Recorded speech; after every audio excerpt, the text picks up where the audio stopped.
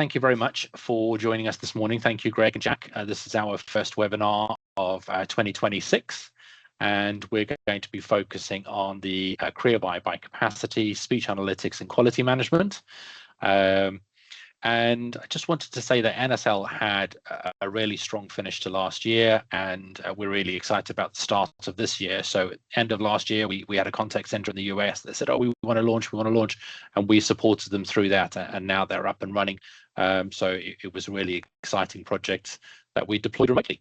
And Lester's, who's with us this morning, he's been deploying another contact center in the UK today, specifically in the travel industry, and that's all going smoothly at the moment. So we're again excited to be supporting another contact center. Various webinars that we've attended and information that's been shared with us is about the change in mindset about contact centers over the last, say, 12 months. And where they've seen contact centers as a real cost to a business, they're changing that to a real positive now in the realization that contact centers are a real wealth of information for a business, and understanding what services or products are wanted by customers and what tickets are being raised, or what products and services is the business not providing that customers are asking for. And that business information is a gold mine for putting together the structure and direction for that business.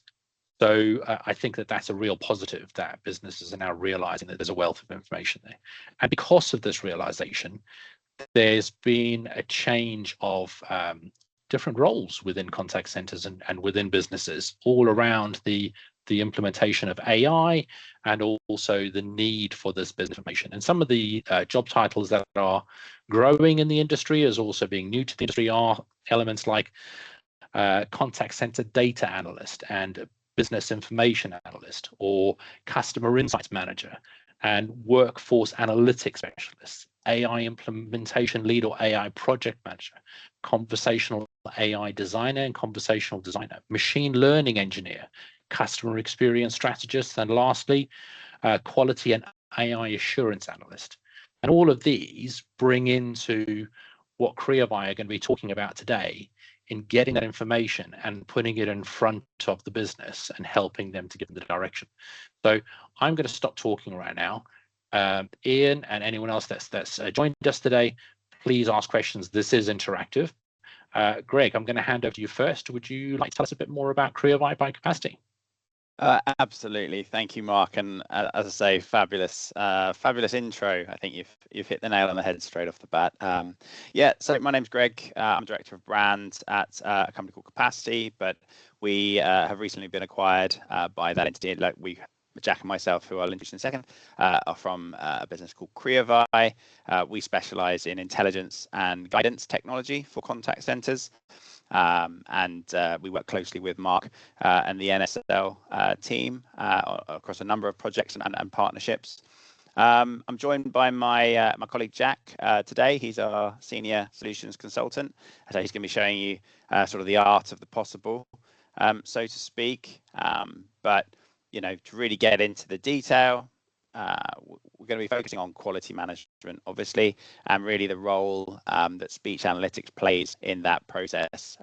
Of course, we're not going to skip around AI. We're absolutely going to dive into some AI features and discussion as well, just because it is having such a huge impact on how the world works, how a contact center works, and how we move quality programs forwards.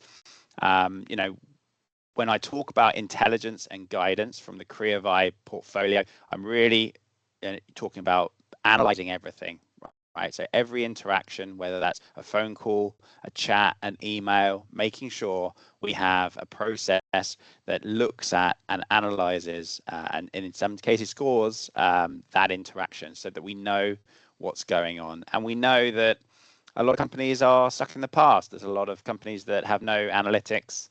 Ian, you said you've got some. We have a lot of manual quality management programs happening.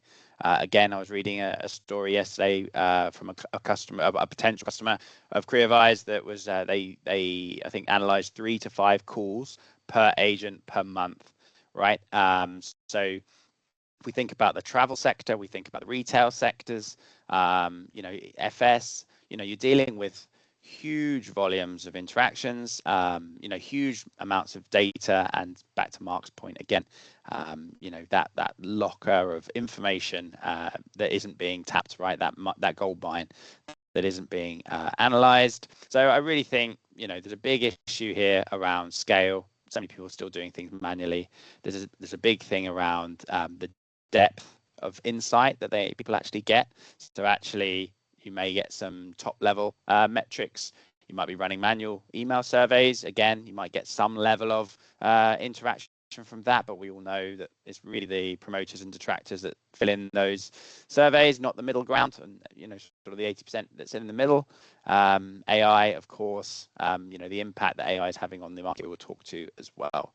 So, you know, really going to get into all of that today. I'm going to show you, Jack's going to show you some, you know, some speech analytics capability that sits within a broader quality management program, and how it can, you know, impact a multitude of KPIs, but mostly, you know, resolution rates, time taken, productivity, agent productivity. And again, we're going to dip a little bit into actually what could you do with that data, because actually there's a lot of downstream benefits from having those insights as well. Yep. Without further ado, I'll hand over to Jack, who's going to take us through you know, a look at some of the technology that sits behind the quality management portfolio and the speech analytics tooling at Creovai by Capacity. Jack, over to you. Thanks, Mark. Thanks, Lester. And thanks, Greg, for that nice intro. So really good to meet everyone here. As Greg said, I'm Jack Murray. I'm the solutions consultant for EMEA at Creovai by Capacity. And first and foremost, let me just share up my screen. And hopefully the only question you'll hear from me today is, can you see my screen coming through now? Yep. Fantastic. Well, so as Greg alluded to, but I'll just want to reinforce, conversation intelligence is a entirely sort of contact center and technology agnostic platform that is able to ingest and analyze every single interaction that you're receiving or having with a customer.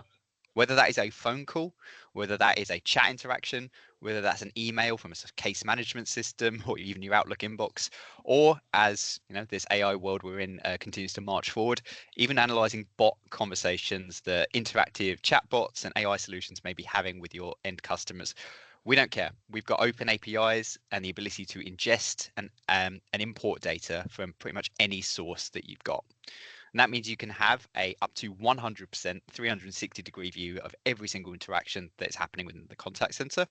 We bring that interaction in, we transcribe it if it's audio, or we bring in that written transcription as is. We can support up to 38 different languages in different regions and locales, and give you insight as to exactly what is happening at every stage of that call.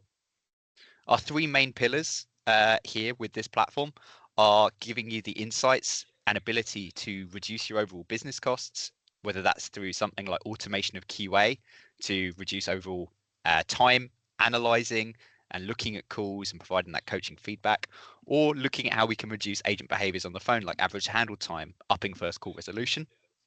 We want to improve your overall conversion by identifying the best sales strategies, the most common objections and how to handle them, and making sure your agents are doing everything they can to sell as well as they can. And finally, of course, reducing that customer cost through reducing churn and reducing the risk of customers leaving us. What you're seeing on your screen now is an example of kind of the system in medias res. So we've taken a load of calls, we've uploaded them into the platform, and what you're seeing while it is demo data is kind of a system in flight and how people would be using it on the daily. And I've chosen this dashboard very deliberately. It will give us a good flavor for how the system works and also show us the kind of level of granularity you can go into from the analytics. These reports are all built within the platform. It's a very, very capable and simple tool to be able to build and customize reporting, dashboarding, and analytics that can show you exactly what you're looking for. These are all role-based access control. So I, as an individual user, might log in and take a look at my department or my line of business, my part of the company as the travel department, and I can see immediately why people are calling us and how they feel about it. So I can see 4,413 interactions have come in across the last day, across all of our various channels. And I can immediately see that snapshot of what people are calling about. These sort of graph headings, so booking inquiries through to itinerary changes and payment issues, these are what we call categories, AI-powered categorization of your interactions that do not take long to build out at all. We've got thousands of these across different verticals and different industries out of the box, ready to go. And of course, the ability to simply teach the system if there's a new area that we need to track across our entire business. Understanding why people are contacting us is great. We can see almost 60% of our calls are about booking inquiries, and this is a massive step up from, of course, traditional disposition codes and agent classification. Doing this automatically, we can see if a call has changed topic. We can see a call that might be about multiple different subjects and classify it correctly. Below, we can then start to see how customers feel about those calls and us as a business as a whole. We look not just at quality assurance scoring, we also score every single call from agent and customer sentiment. How did they actually sound on that interaction? We look at predictive CSAT scores, and we also look at customer effort. Those are CSAT and effort are AI-powered metrics that can essentially score your call, in this case, from a very low effort or easy interaction for your customer to a very high effort interaction. And this is an example of how the system is able to leverage its reports to kind of bucket these interactions out and draw your attention to those calls that actually need a closer look.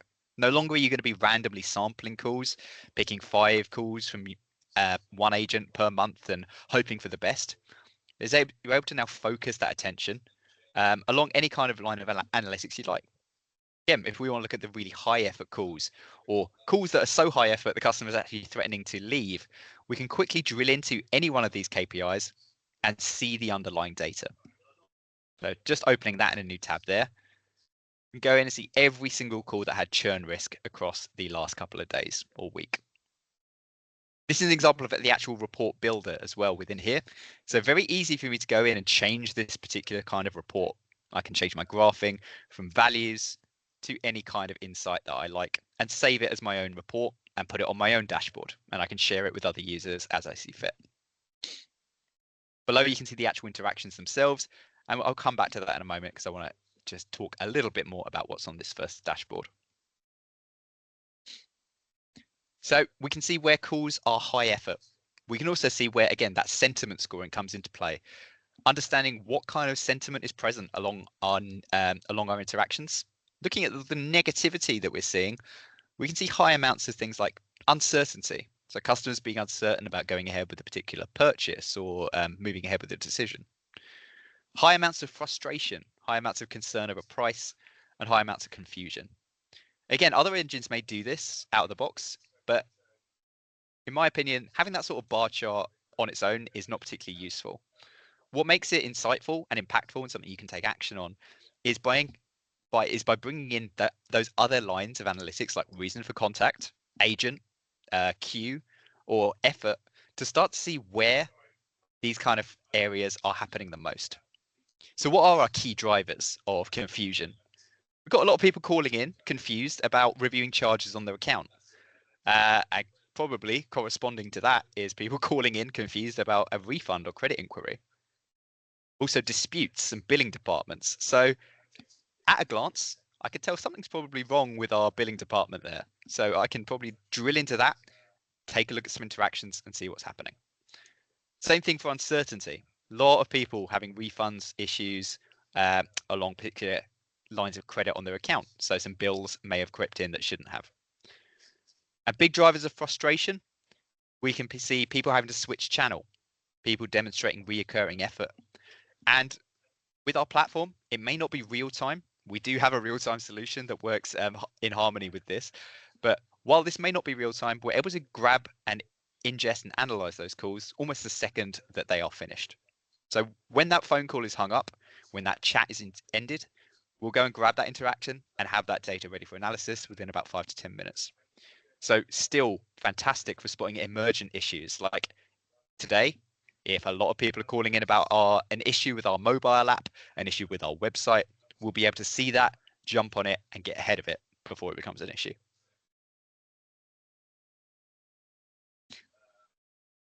Now, I've got an example open here, Blue Peter style, one I made earlier, but this is typical example of the most granular level of data that you get in the platform. So an individual interaction itself. We can see that this is an inbound phone call. And of course, we can search and filter for any type of interaction, be it text, call, or case.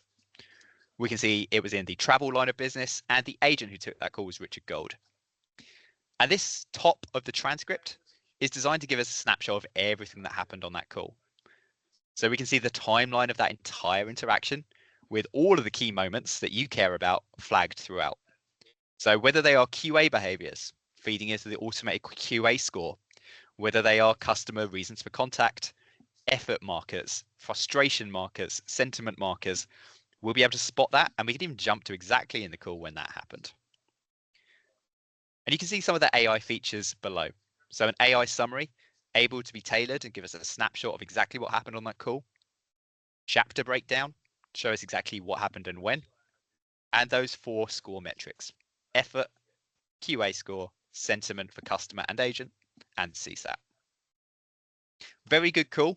So only moderate effort, some minor frustration may have contributed to that, but we can see nailed their QA score, positive sentiment, customer left happy, and that predictive CSAT almost designed to replace that, well, not almost, absolutely designed to replace that post-call survey, giving us a predictive customer satisfaction score on every single interaction, also green. So green across the board. We can see how that QA score was scored by looking at scores and the transcript itself. So I'll just give you a flavor for how this solution works. We can see, and actually of course play back and listen to, the individual areas of this. So the agent opening that call with a greeting, thanking the customer for calling, introducing themselves and asking how they may assist that customer. Below, we can then see the customer reason for contact. Hey, looking for a large group reservation in a cruise ship. And the agent saying, yes, I can absolutely help you with that. So good advocacy. Acquire the customer's phone number just so they can make sure that they are hitting their DPA statements, their compliance statements. I can see at the top, if I go to scores, the QA scorecard in its detail. So Creovai, what we will typically do with our customers is take their existing manual scorecard again, more manual scorecarding, or help them if they don't have one, create one. We've got out-of-the-box insights as well as the ability to completely replicate any existing scoring methodologies within the tool. So don't take this as the only possible example, but in the demo, you can see we have 5 main sort of sections of that scorecard. And we can see the agent has succeeded in each one for that full 100 points. Clicking into it, we can then see the breakdown of that scorecard. And this will show you where the agent has, or maybe more importantly, has not done certain behaviors. So connection, they needed all 3 of these to match, and you can see they have matched it, and they got that full 20 points. And they've really nailed the scorecard throughout, matching in every single area. The only thing they've fallen down on is the sales QA. So there's potential to improve there. They haven't mentioned any add-ons. They've handled objections well. They've asked for the sale and they've converted it. But maybe there's a little more money we could squeak out of that deal. Maybe there's some areas that we could improve on for that agent, and we'll take a look at that more in a moment. So Jack, stopping you there for a moment. So what's interesting is we've got people attending today from various industries. So you've got travel, you've got finance, and you've also got say mobility vehicles and the support and maintenance of those. And everything that you've covered right now is relevant to all of those industries. And the ability to create a bespoke scorecard for each of their needs and requirements just kind of shows the flexibility of this product, that it can be adapted for multiple verticals. Multiple verticals and even multiple lines of business within a single company. Mark, you're absolutely right. So choosing travel, quite fortunate for Ian on the call, but absolutely right. For the other verticals, if we say perhaps even within a single business, we've got customer service, we've got sales, we've got inbound and outbound, the system is able to maybe even create a template dashboard that can then be filtered by those different lines of business, or you can have completely custom dashboards depending on your needs. So if we took a look at like financial services, it's the same dashboard, but what we've done is filter it and focus it on that particular set of data. So we can see some very different customer contact reasons and some very different insight. And of course, as you said there, we could have different QA scoring and different methodology and different standards we hold our agents to, which we can segregate within the platform. Jack, am I right in saying that you could run multiple scorecards across the same call group to see how it scores? So if an element of the call was sales and another element was kind of customer service? Exactly, yeah. And that's what we are seeing here. So we've got QA score as our main scorecard, sales QA as a secondary. So looking at the soft skills in one metric and scoring them separately on their sales performance in another, we could of course combine those, aggregate those, or split them out. And you can have different you could have different scorecards for different teams and departments of agents, entirely how you need. And where this all then rolls up to is things like the auto QA module for its own set of reports and dashboards. So we saw one individual example there showing you where the things like sentiment, reasons for contact, and QA score come from. Now, if I put on like a QA manager's hat, I might log into something like this daily driver dashboard to get a snapshot of my team performance. I can see my average QA score, and that is based across 100% of the interactions that I've fed it.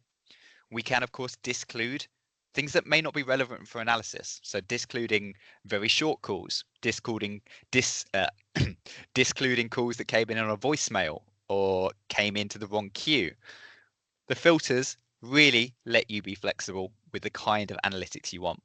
I want to focus it again on that particular part of my business. If I want to focus it even down to a particular agent or a particular interaction type. If I want to disclude any internal calls, we can do all of that to give you the insight you're looking for and make this data as hard hitting as possible. Now, average QA, we know that we're doing pretty well. At 85.6 on average across 100% of my calls, which just wouldn't be possible manually, is well above the goal that we've set for ourselves. And we're also 10% up from where we were the previous month. We can keep historic data in the platform for long-term trend analysis from anything from a year to indefinitely. So we can see how that QA score is trending up over the last quarter, and we can see how our agents perform in individual score ranges. And again, if I want to focus on those calls that not quite as low as where we want to be for failing, I can drill into this and focus on those individual interactions. But my favorite is this KPI below. This is a kind of report that you can build within the tool, which is just the scorecard. That lets me view all of my agents and let me see their average QA score and then how that QA score actually breaks down. So those same sections of the scorecard can be represented visually here. RAG scoring, so this red, amber, green coloring, entirely customizable based on your criteria, your benchmarks.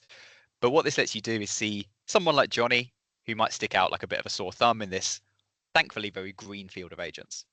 If I scroll down, there probably would be some more in there, but most of my agents are pretty good performers. But I can then see snapshots of where they might be falling down. People like Nancy, people like Johnny, people like Kathleen, they're really falling down in that verification section. Now that's very worrying because that's our compliance section, that's our DPA, that's our regulatory statements. These have to be read. Most of our agents on average are hitting the points that they need. These guys are quite low, but compared to the previous period, if we zoom in slightly there, you can see that they're getting up. So we're addressing these issues with the agents. We're having a positive impact, and we can come back and see how the impact of that coaching is happening in the platform itself. Johnny, on the other hand, Johnny's getting 14% worse compared to last month. So this is something we need to jump on right now. Also, it looks like my entire team could use some additional training on that resolution section. So asking the customer, is there anything else they can do? Is there anything else they can help with? Basic soft skills that with a little tweak, we can focus on and get those scores up. So Broad team coaching and individual coaching areas can both be identified from a dashboard like this. And we can also take it to the next level with individual agent level dashboarding as well. Now, whether you want to give your agents access to the platform or whether this is something that you want to hold on to is entirely up to you. We can, of course, give Michelle access to this dashboard and only this dashboard. Or if we don't want access to the platform at all, we can actually use the email scheduler to push this out. So Michelle and agents like her could receive this dashboard in their inbox on a daily, monthly, weekly schedule, whatever you need. It's really fantastic for self-coaching and self-identification of areas you can do better on. With a platform like this, I mean, Greg, Mark, and Lester, you probably see very similar things in this industry, but there tends to be some initial pushback or some initial hesitancy from agents with a platform like this. But in our experience, it's done huge amounts to actually remove things like bias and grey areas from scoring. It's something that is very hard to argue with when we have worked with you to build out that QA scorecard correctly and fairly and trained it on the kind of areas you're looking for. Agents quickly buy into a tool like this and see the benefit of it when they can go in from that top line dashboard and see that they're maybe not doing too hot in this area and drill down to the interactions themselves and understand. Yeah. So Jack, yeah, I was just thinking about some of our customers that are more sales and target orientated, and tools like this can really help them, especially if they're being paid a commission for closing certain aspects of deals or upselling.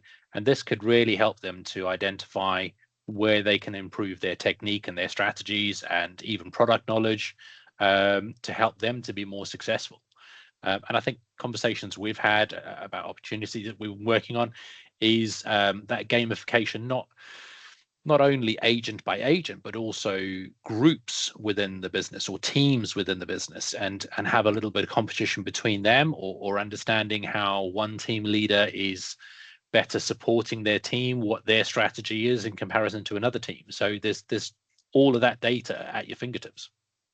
Absolutely right, Mark. Yeah. And you can take the level of insight to, I say, any area of granularity or any sort of particular line of focus that you want. I think that's an excellent point to jump into the example you just gave, because we talk about QA a lot, and QA is really valuable, especially for cost reduction. But what we want to do is, as I say, focus on how we can make you money. What's the ROI here? Are we reducing that churn? Are we improving those conversions?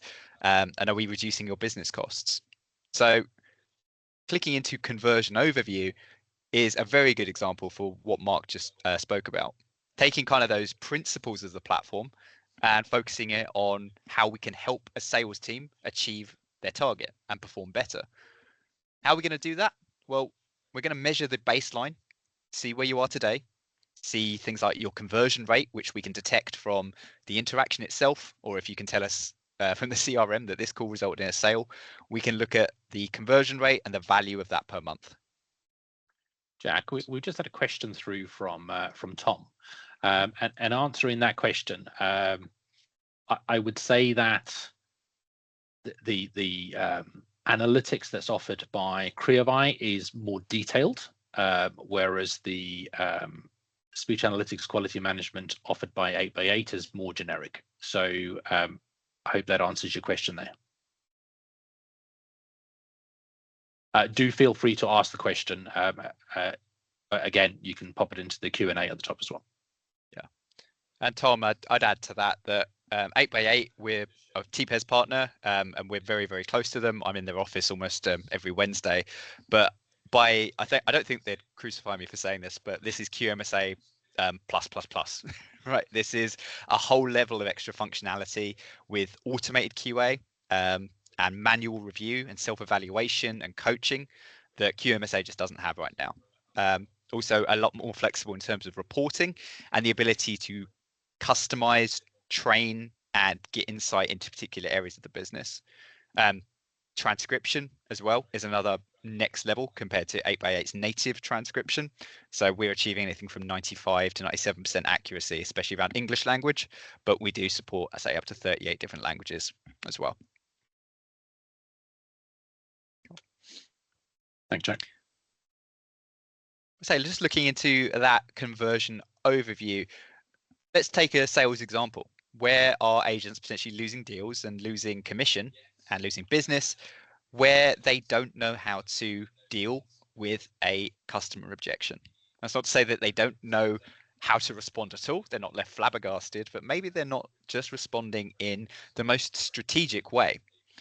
Now, by looking at your data and your historic insights, which is typically the way we'll deploy the platform, let's take a last year of your calls, get them in and see what we can learn. We can show you where you're losing opportunities because your agents aren't rebutting an objection correctly.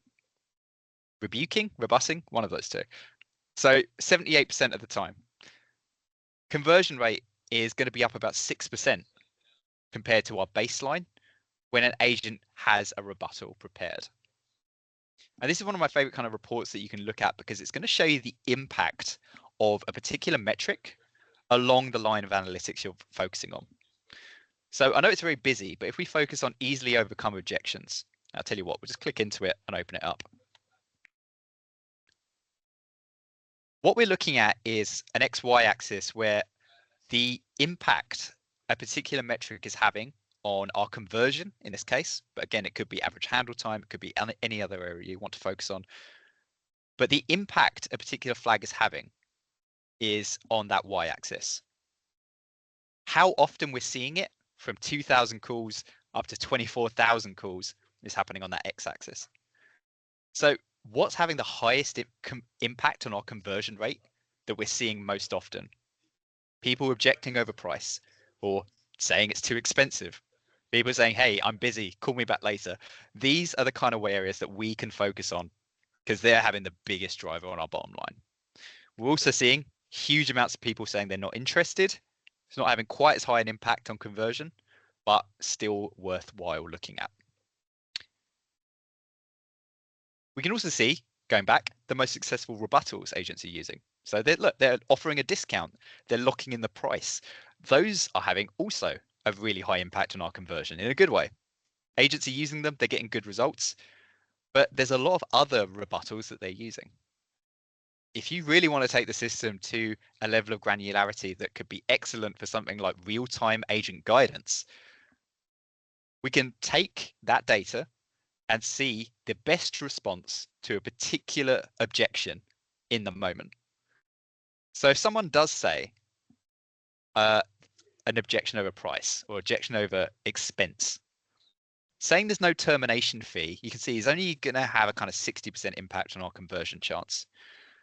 What we want to do is empower the agent with the best response possible. And this is from your own data. What will have a better chance of converting that call is saying, hey, there's no cost or obligation. Unsurprisingly, not guaranteeing the quote or price is pretty terrible, but neither is a gift card, but free to cancel or charge is. If someone says, call me back later, it's hard to work with that, but the best impact driver we can pull might be something like, please stay on the phone, we've got the lowest price, or get me your email information and we can rework with that. I think some of these reports, Jack, actually bring some insights to the business that they weren't aware of. And one of the examples that we found was customers ringing in and saying, oh, can you lock that down for me? Can you reserve it for me? And the company policy is no. But actually what agents had been doing is locking it down and reserving it for a period of time and manipulating the system. But that was in turn allowing them to secure that deal and be more successful. So bringing that kind of information to the business and saying, should the business be a little bit more flexible in their approach with regards to reserving something, could actually help them in a way that they hadn't realized. 100%. And if you want to roll out a new policy, a new methodology, it's very easy to take that sort of snapshot in time, add it to this dashboard and see how much of an impact it's having. Is it having a good result? A customer satisfaction rate's getting up, our conversion's going up, or is this new strategy something that we could tweak and improve further? You've got all that data available to you in the platform and you can really take it and focus on a particular area. If you want, you can find optimal ranges for things like talk time, active dialogue? Is the agent being too dominant or too passive in the conversation? Even looking at things like call duration and silence time. Now, that seems like a lot, but from our experience, and again, we'll guide you through this platform with our expertise during deployment, is we know certain types of agent behavior have a serious impact on sentiment, effort, and outcome. So trying to find that sweet spot of, are your agents being too silent on calls? Are they letting those calls drag on too long? We can take a look at your outcomes and see where you want to be as where you are now. And speaking of CSAT, I do really want to focus on this just in the last couple of minutes, because CSAT AI is a fantastic tool, not just for, again, getting a level and breadth of data that just wouldn't be possible manually with post-call surveys. As we all know, those customer response rates are typically quite low and tend to be a little biased towards very, very happy or very, very angry. This is going to give you that true look at how customers feel about the service they've received on every single interaction. So a little bit of inside cricket is that we took a couple of 100,000 interactions as training data that had known survey results attached to them. We fed that into an LLM, and with our own internal training and tweaking, is now able to give us, within about 90% accuracy, that CSAT score of satisfied, dissatisfied, or as we probably expect in most cases, broadly neutral. Now, again, that insight is good on its own if we need to hit targets, if we need to give insight and feedback into particular areas of focus, great. But what we want to do is take it to that next level of granularity again. What are people dissatisfied about? What call type? People calling in because the payments failed, or again, that refund or credit inquiry we remember right from the start. What kind of behaviors do we see from customers that are most indicative of a negative CSAT score looming? Potentially, we could jump onto that live on the call and use something like 8x8's barge, whisper, or monitor to get ahead of it. When people say they're having to repeat themselves, when people say, that's not what my issue is, what are you talking about? It's going to be a red flag. Is there a particular team or agent that's driving dissatisfaction higher than the rest? We can look into all of that and give you this insight as a snapshot view. See where people are doing well and where we can take some notes and drive some further improvement.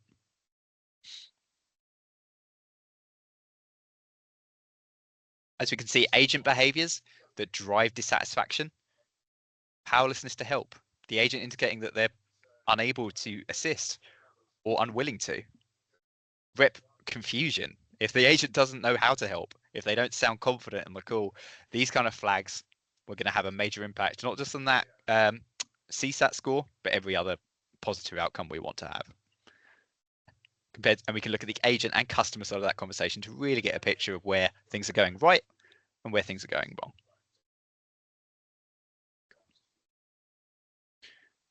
So we've just got 15 minutes to the top of the hour. And at this point, I think that's a very good snapshot of, what we can do from QA, CSAT, scoring, as well as looking at individual areas around reducing cost, reducing churn, and improving conversion. But at this point, I'd just like to open up to the audience. Are there any questions, any thoughts, anything people want to go and take a deeper look at?